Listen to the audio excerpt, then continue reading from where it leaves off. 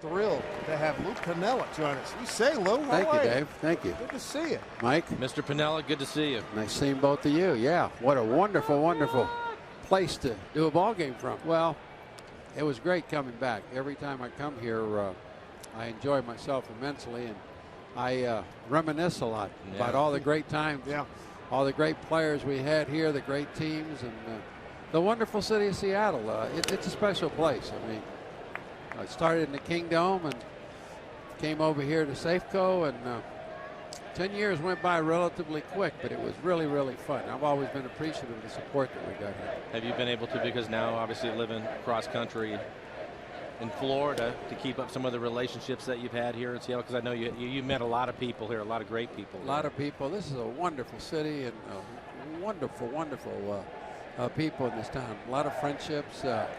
I like the restaurants in this town a lot, too. We've been around a couple times already. And, believe me, they like you, too, as Felix strikes out Cruz. Because I'll tell you, the fans will come. Yes. You put a good product on the field and you win some baseball games, they'll come, no question. Well, I know celebrating the 2001 team and the 116 wins and how electric that season was. They were 45,000 every night in this place. Yeah, we filled it up. It really, they just gave us so much support and so much love. They made it tough on the opposition coming in here.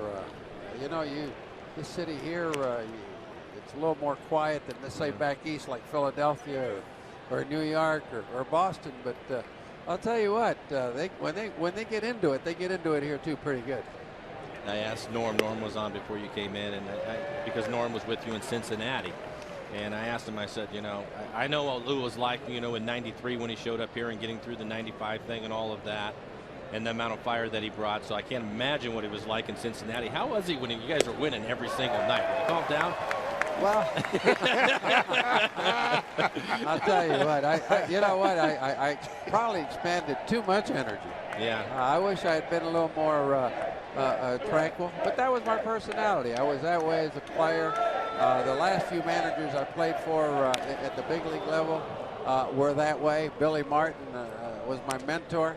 And, you know, you got to be yourself. But, yeah, I think if I had to do it all over again, all the things I've learned, I would have been a heck of a lot more quiet, believe me. Well, you know, and I tell people all the time, when you came here, Lou, in '93 and having to turn this organization around, there was so much work to be done.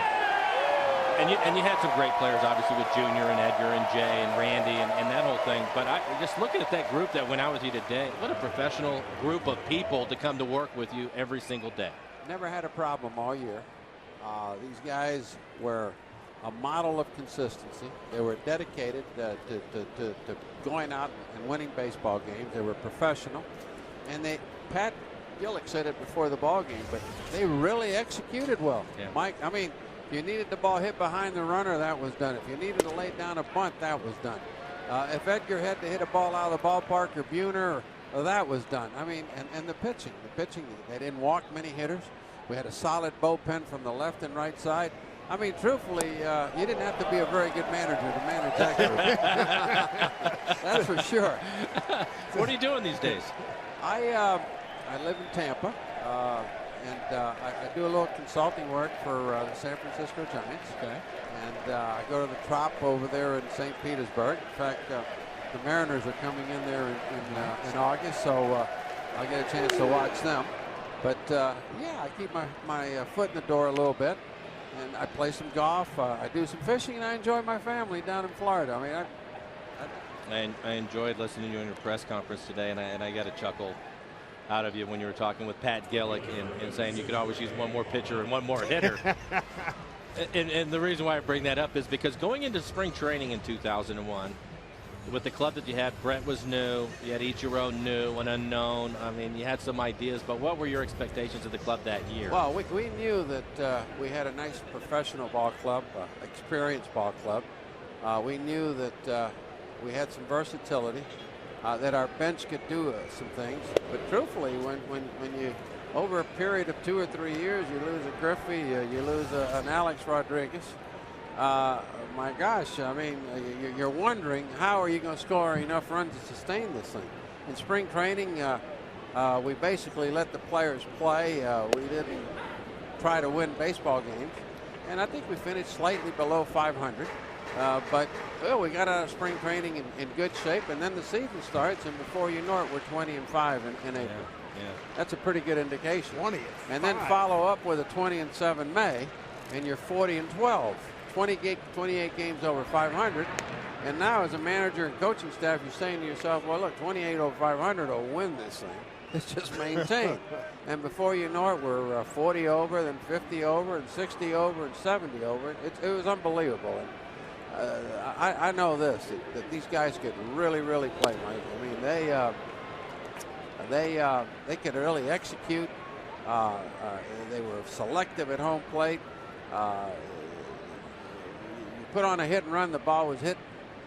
You had to get a guy over. The guy did the job. It was unbelievable, and you know, it's a shame. I mean, we won 116 games, and we were sent home in the second round of the playoffs. But it was a great season. It really was. Sometimes a GM will come in afterwards, maybe an owner or two, and before you know it, it's an hour and 15, 20 minutes after a ball game.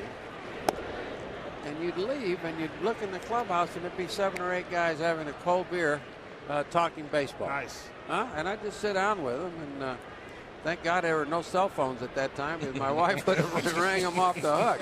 Lou, all the best. God bless. You look terrific. I'm happy for you. Wonderful. It's great to see you again, yeah, Lou. it was great back in Seattle, being back, and nice doing a little work with you guys up here. Good to see you. Enjoy San Francisco. Have a great summer.